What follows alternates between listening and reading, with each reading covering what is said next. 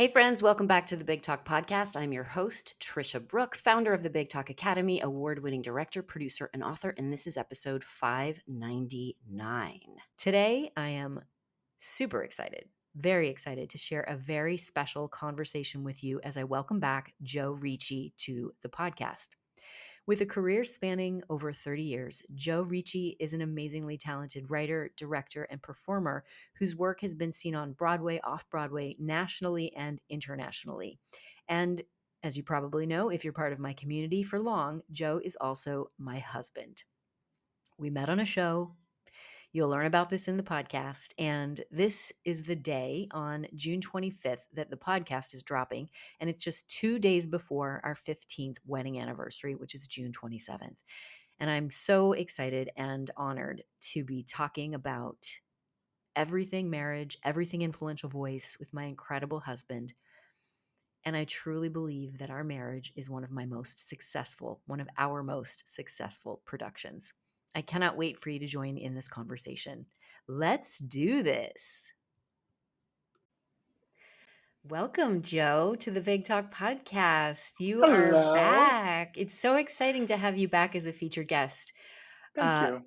For all of you who are tuning in to the Big Talk for the first time, Joe Ricci was a special featured guest 7 years ago on episode 36.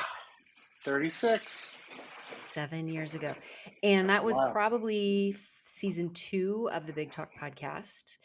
hmm And for those of you who are listeners and followers of the Big Talk and of my work, you all know that Joe Ricci is my husband. This is the Joe that I'm I'm the always talking hubs. about. I'm the I'm hubs. s- I'm so excited to have the hubs on the show today. We are talking about we're going to talk about being an influential voice and what that means in relationship to partnership, and that hmm means professional partnership, personal partnership, being married for coming up on 15 years.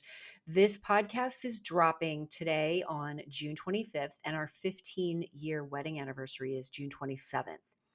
And you've all heard me talk about the marriage to Joe being my most successful production ever.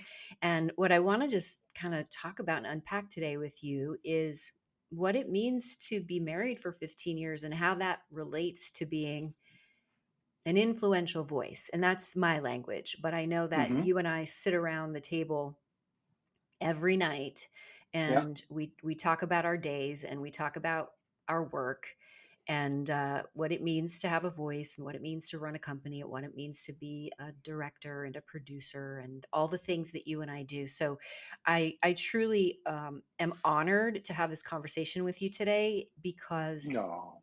you are my my most intimate collaborator, and I want to bring everyone kind of inside of what our conversations look like. Oh. So, why don't you share with our listeners a little bit about what that means to you in terms of being in a partnership for 15 years? Well, I think probably the biggest thing that I would say that does is there's a level of trust. There's a level of intimate knowledge of how each other works, how we operate, what our buttons are, what our loves are, what our fears are, what our passions are. And knowing that about the other person allows you to support. It allows you to calm. It allows you to be a voice of reason. It allows you to be a cheerleader all at the correct times. If you're doing it right, if you're paying attention. So I Hmm. think that's probably the biggest thing about being married for 15 years. And also I want to say being married to you for 15 years. I mean, we both know a lot of married couples and how they are they all have various levels of success in that partnership and what they struggle with and what they don't. And everybody has struggles. But I feel like in our partnership, there is really a huge support system there because we know each other so intimately. And we both have such passionate lives outside the marriage. We both have really important projects, loves, passions, whatever you want to call it, that relate to each other and also don't relate to each other. So that when we come together, we're not only talking about and sharing the things we have in common, but also sharing and talking about the things that are different for each of us. Beautiful. That's amazing. Thank you for sharing that so eloquently. Thanks. I want to grab a couple of the words that you chose and Hmm. go a little deeper with them. There is there's the partnership, and there's, I think, a different several different definitions of what the partnership means inside of our relationship.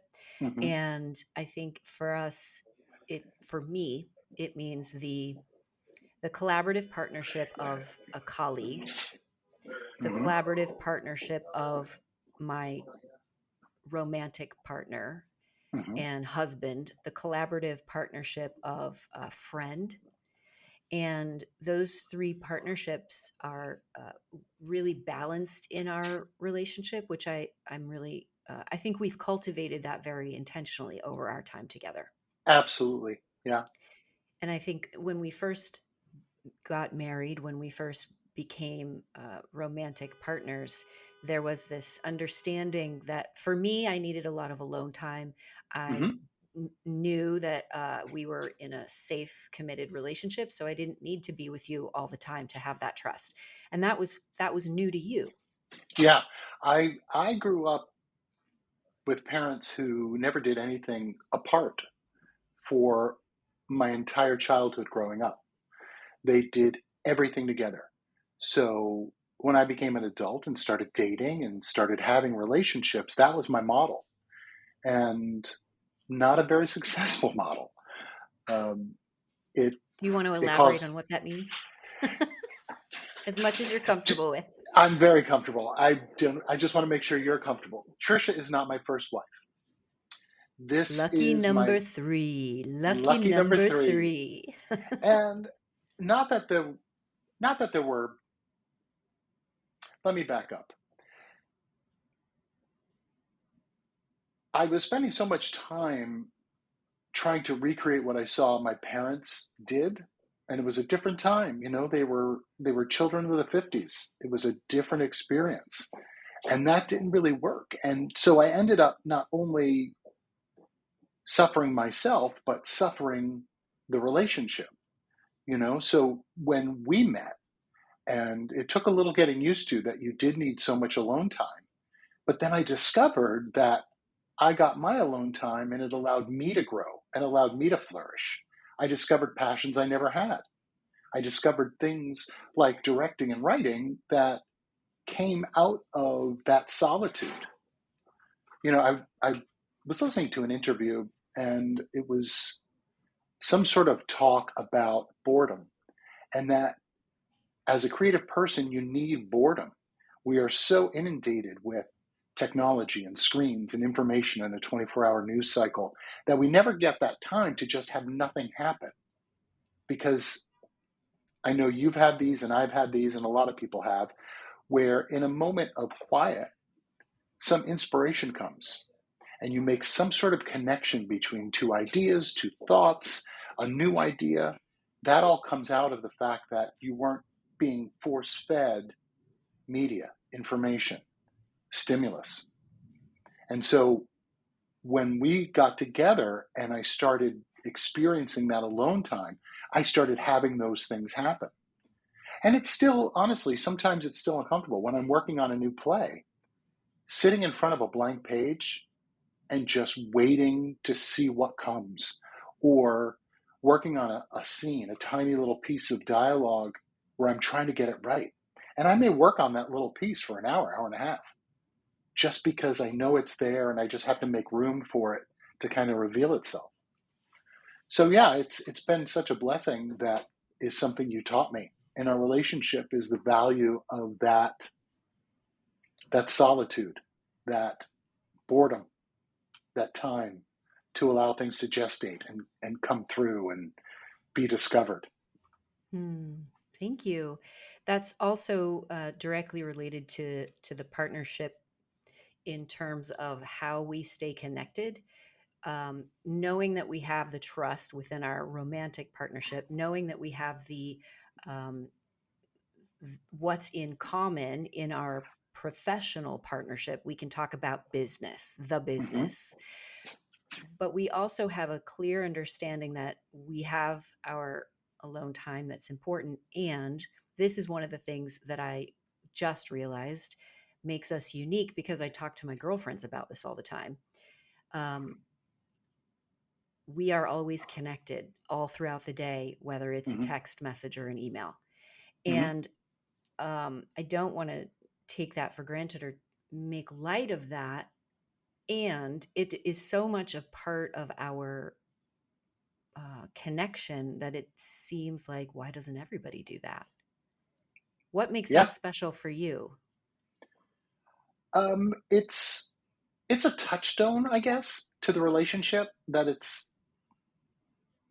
doesn't it doesn't really require anything to send a text that says I love you, or receiving that text when you're in your day, even if you don't look at it at that moment. Your phone buzzes, you're in a meeting, you're in a conference call, you're writing, you're doing whatever. And then when you get a chance to look at your phone, that's one of the first things that you check, that text that came in before. And it's just kind of a nice connection. And it doesn't cost anything to shoot off a 3-word text. Yeah. And going back to what it means to be an influential voice in a partnership of 15 years, that kind of intimacy keeps the connection so precious and tender. And so there is like the intimacy and the constant connection. We are always connected. You are always connect. I am always connected and in touch with you. And I think Hmm. that is such an important and powerful, uh, going back to touchstone to being in a marriage for 15 years and hopefully 15 more. Yeah, Let's absolutely. talk about something else that came up when you were speaking about your definition of relationship and influential voice and success. Hmm. I think that something else that helps us be so successful, there are three things: acceptance of one another, which includes our differences, and sense Hmm. of humor. Let's talk about. I'd love to hear what your take on acceptance, because I'm the one who struggles with acceptance in the relationship. I'm being honest, everyone. You've heard me say it. Trisha doesn't like to share. And that also means Trisha is the first to judge when it comes to being in a relationship with her husband. Not outside of the relationship. I am the most open, judgment free human being that walks the planet. But when you come into my marriage, I'm just being really honest with all of you today. It is one of the things that I work on. So let's hear from you, Joe. Where do I start? Uh, no, I do think acceptance is really important in the fact that, let me back up. We discovered each other later in our lives. We both had relationships, significant relationships, when we ended up finding each other.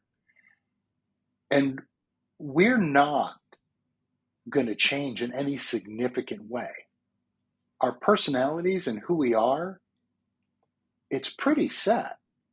There's going to be growth, there's going to be evolution, but I do have to accept you for who you are in our marriage. Not that I don't hope and pray that you'll stop judging me, but but knowing that when it does happen, I know we're going to get past it. That's the other thing too. I know there's nothing that you could do that would end our relationship at this point. There's just not. I mean, I guess if you shot me, maybe. Oh, But no. I think I'm just saying, I don't think there's anything that you could do in our relationship that would break us up. Well, that's good to know. And I also honor our relationship and would not want to test that theory for all of you who are Hmm. listening. I also think, in addition to acceptance of one another, it's really acceptance of self. And I know that one of my flaws is that I have a point of view that you should also share.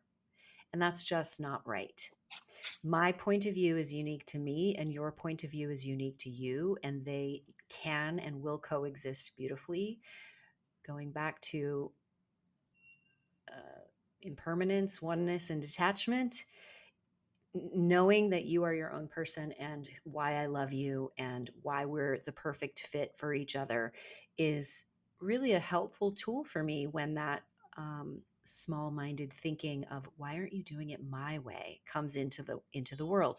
And I do want to just highlight that I don't really think um, I should have to load the dishwasher your way. So I guess there's room for both of us to grow a little bit in the relationship now that I think about it. Yeah, and you can load the dishwasher any way you want, and you can unload it and rewash those dishes by hand because they didn't get clean, because you didn't do it the right way, and So that's okay, and I accept that.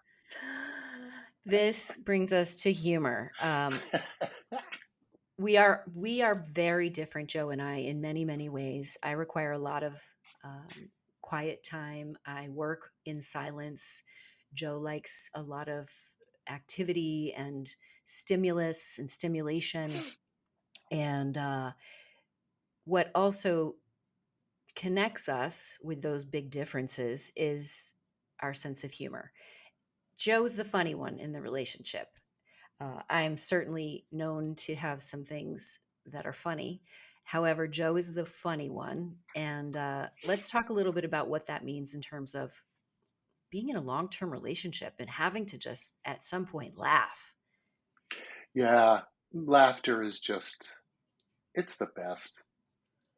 When you get a good belly laugh going, or you're just tickled by something. Oh, I wish I could remember because last night we had something where we just kept laughing. It was this Or morning, even wasn't was it it? was this morning. It was about the Andy Griffith show. Yeah, that Trisha thought because I tend to fall asleep on the couch watching reruns of sitcoms, but whatever channel it's on, at some point during the night, it turns into the Andy Griffith show, and she thought I was obsessed with the Andy Griffith show because every time she comes out to the kitchen to get water and I've fallen asleep on the couch, the Andy Griffith show is on. And I just thought that was hysterical. That, you know, I had all the, had to get me some Opie, some Ronnie Howard. I had to, I had to For watch those of you for those Andy of you who Griffith are show. listening and watching who don't know what the Andrew Griffith show is, it is literally a show that Ron Howard was a child actor in it. And it's not in color. It is a black and white television show. That's what she said. You're watching that black and white show. I'm like, what show that's in black and white? I don't watch anything in black. The Andy Griffith show. I'm like, I wasn't. I know that's just the channel that it was on after the Mike and Molly reruns ended. But that goes back to acceptance and me thinking for a year that my husband was watching the Andy Griffith show at night and wondering, what is that all about? And kept forgetting to ask you. I Hmm. love that we are celebrating our 15-year wedding anniversary in 2 days. And it really brings me back to what it means to be an influential voice and using language. And um, I, I said this to you, and I've said this to our listeners when I wrote the book, The Influential Voice.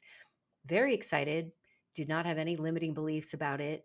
And then the day it was supposed to end up in people's hands so they could actually read it, I thought, oh my goodness, I can never have another fight with my husband because I wrote a book about the influential voice and I'm supposed to be an expert on how to communicate. And what I realized is I need to honor being an influential voice, which also means asking for do overs. Hmm. So I'd love to speak to the the most obvious is human beings have opposing viewpoints. They're going to activate each other, they're going to trigger and push buttons. And how important it is to stay in the game and to honor the person and to make apologies, to take responsibility, and also sometimes to take timeouts. Hmm. I think that you and I, you are a Scorpio and I am a Virgo. And for anyone who follows astrology, that means fire. That means uh, hotness, and in the bedroom and out of the bedroom.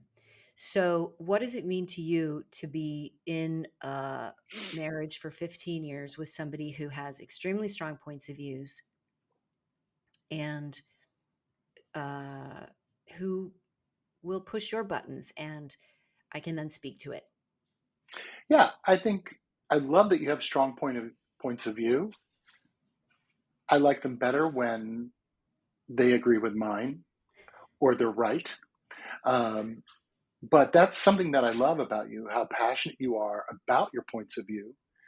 And usually when we come from different places on an issue where our points of view differ, we've gotten better at it over the years, but we tend to stay open to the other person's point of view in those moments. Took a lot of learning, I think, on both of our parts to allow that to just be. And just because somebody has a different point of view, or even better, because they expressed their point of view, doesn't necessarily negate what our point of view is. That two things can coexist and even be diametrically opposed at the same time and still be okay.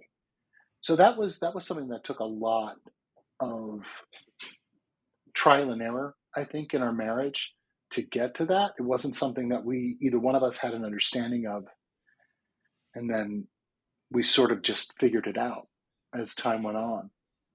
Yeah, I think it also was about us being consistent in showing up no matter what. And ultimately, at the end of the day, we have deep love and respect for one another. And that's something that I'm so grateful for every single day because a lot of people are married and they like each other. A lot of people are married and they are married. We are married and we love and respect each other. And that's really true. When you first popped on the screen before we started this interview and I pressed record, I had butterflies in my stomach. And not because I'm Oh, nervous, it's because I see you and I still get butterflies. If you're crossing the street on Ninth Avenue and we're meeting to go somewhere and I see you, I still get butterflies after all of these years.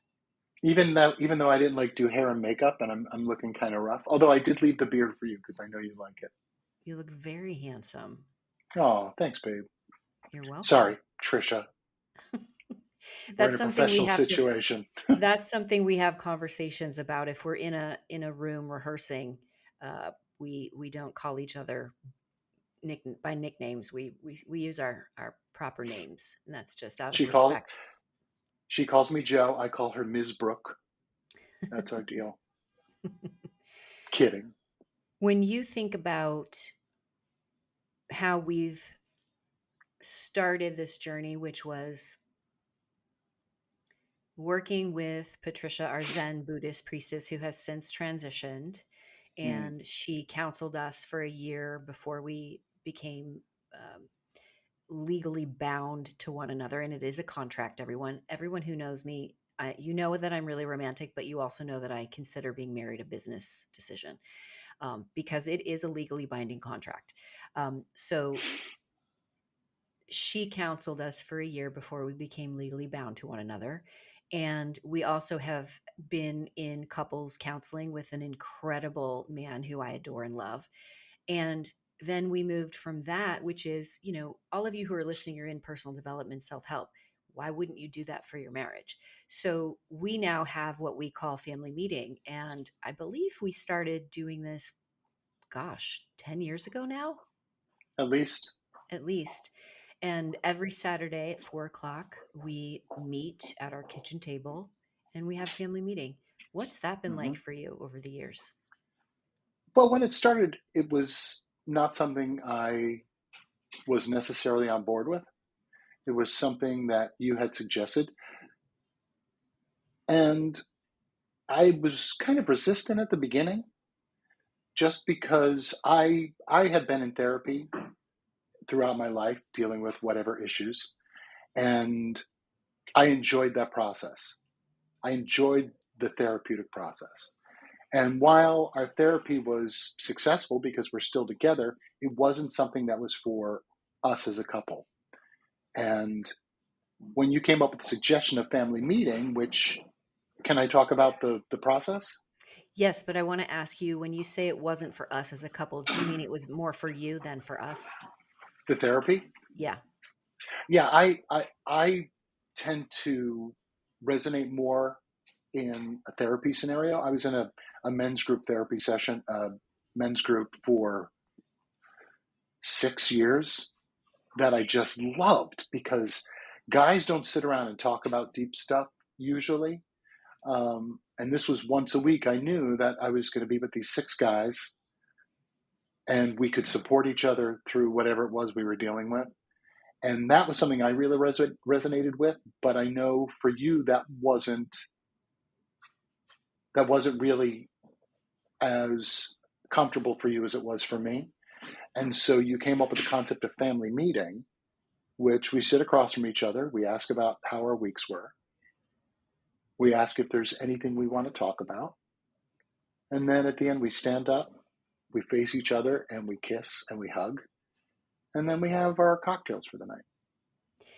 And it's such a beautiful space because we come in with love in our hearts and with our open minds for whatever needs to talk about, whatever we need to talk about, and we give each other permission to listen, and we also ask. I don't want to talk about this right now. I just want to share what's on my mind, so that if we're not ready or we're feeling afraid to be judged or that we might be triggered by the response. So it's really something that we do that's a safe place. And that's, I think, the key to it. Yeah, there's two things that I wanted to mention. One, even if it does get to the point where it does get triggering and somebody gets triggered, we still stand up, we still face each other, we still kiss, and we still hug. That's always, even if you're feeling crappy. Um, yeah, and I don't remember the other thing I was going to say, so it'll come back to me. Would you like to share with our listeners, Joe, how we met? I'm not sure everybody knows this story. Oh my goodness, really?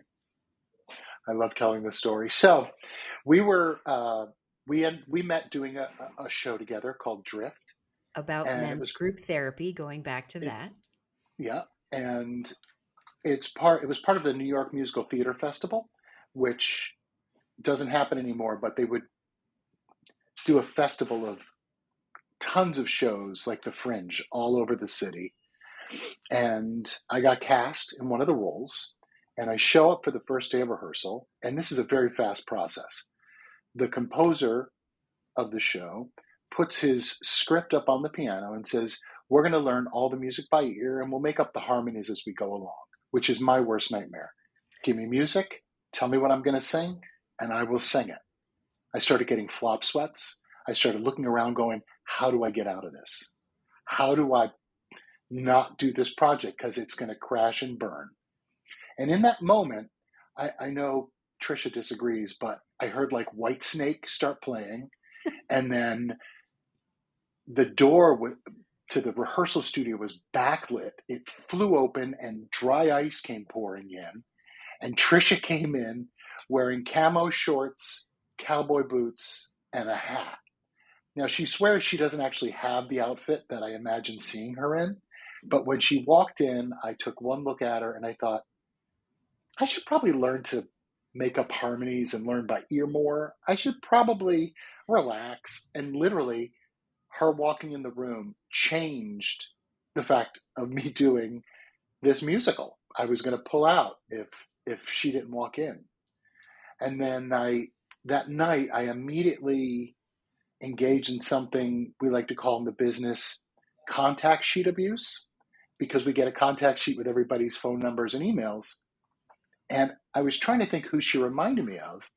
And so I emailed her that night. I said, who I am. And I said, I couldn't figure it out, but you remind me of Julianne Moore. I hope that's okay that I say that. And she wrote back, yes, thank you. That's very sweet. And so then I had just gotten off the Saturday Night Fever tour where I played DJ Monty. And so I emailed back. I explained that. And I said, I can do double pirouettes in 4-inch platform shoes. because she was the choreographer. Forgot to mention that she was the choreographer of the show. And she wrote back, "Thank you, good to know." So then this wasn't enough for me. So I emailed her back with a photo of my shoes from the show, the 4-inch platforms, and with a little caption that says, "Just in case you need to coordinate my costume." And she wrote back those three little words that every man who is trying to court a woman, she wrote back, "Oh my God." And that was the whole email. And then we flirted. She was dating, I was dating. She doesn't date actors, so she said. Um, and we kind of kept it like that until the opening night party of the show, when you realized something, honey, right? Because you were there with another guy. I was there with my date, and Hmm. what I realized in that moment was I wish that I was not with my date, but that I was with Joe. Yeah, she did. And Joe was very good. I said, "I'm not going to date you. I don't date actors. I don't date people I work with." And he said, "Okay, we'll wait till the show's over." And that we did. And then you took me on our first date to a French Hmm. restaurant down in the village. We Hmm. had escargot, and you gave me a Journey CD and a Because bookmark because it was your because birthday. it was my birthday. That's right. So you gave me a It wasn't birthday on your birthday. gift. You weren't going on a date with me on your birthday, but your birthday was like the next day or the day before. Yeah. And we have been together ever since. And you are truly an influential voice in my life. And I'm so grateful to be sharing my life with you. Oh, you too, babe. Sorry, Tricia. Ms. Brooke, Ms. Brooks, sorry. any final thoughts about what it means to be an influential voice in a partnership for 15 Oh years? my Happy goodness. anniversary, babe. Happy anniversary, babe. I love We you. did it. Um, yeah, I guess my final thoughts would be, and it's something you always say, keep showing up. I think the other thing too, and it sounds kind of funny, but I think one of the big secrets of our successful relationship, our successful marriage, is we don't spend that much time together. We have really quality time when we're together, but we both have other things going on that are so fulfilling to us, that drive us, our passions, that when we come together, It's it's great. electric. Yeah, and not that we don't enjoy spending time together, because when we go on vacation, we're inseparable. It's not like we have to go do things differently on vacation. We definitely love each other and love spending time with each other and having our nightly, either a card game or singing our nightly hootenannies around the piano, catching up on old TV shows like the Andy Griffith Show, or new TV shows that we want to watch. Um, so yeah, so I think that's those are my final words on kind of what I feel about being an influential voice in a romantic, creative friendship partnership. Well, I so appreciate you being a guest today again, 7 years later. This was a very special episode for the Big Talk podcast on the week of our 15-year wedding anniversary. I hope that everyone who's listening and watching, you can grab a couple of the takeaways about what it means to be in a partnership with someone that you love and that you're romantic with, and that you can also be an advocate for and a collaborator with, because it's a complex, multidimensional relationship and it's available to all of you. So if you're in one now, I celebrate you. If you're looking for one, it's coming. And for those of you who are listening, thanks for giving us your time and dropping in with us today. Share this episode with your friends. And if you're watching on the YouTube channel, be sure to subscribe and hit the notification bell so you get access to our latest episodes. I appreciate you, Joe. Where can our listeners find you? Oh, storymannyc.com. Amazing. We'll put all of that in the show notes. And remember, everybody who's listening, your voice matters. Big love.